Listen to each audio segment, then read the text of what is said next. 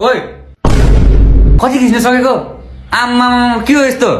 छोरीले त पुरै डाइट साइड पेलाएर के हो म चाहिँ दुब्लायो भने दिने होला अहिले हैन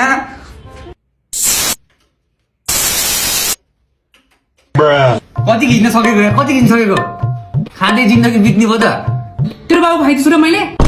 All my friends are toxic, all ambitionless, so कसको बाउको चाहिँ खाइछस् तैँले मेरै खाइरहे त हो नि आफ्नै बाउको त खाइरहेछस् त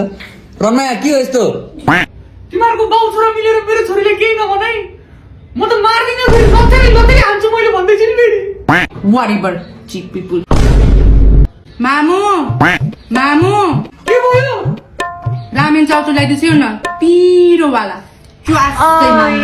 कति मासुले सकेको मेरो मात्रै ल्याइदिन्छु भनेछु त ल्याइदिन्छु यही खान पहिले यही खा रामेन ल्याइदिउँ न महारानीले रामेन ल्याइदिउँ हैन अनि खाएर पिरोले कोइला झर्दा पछि थाहा पाउँछ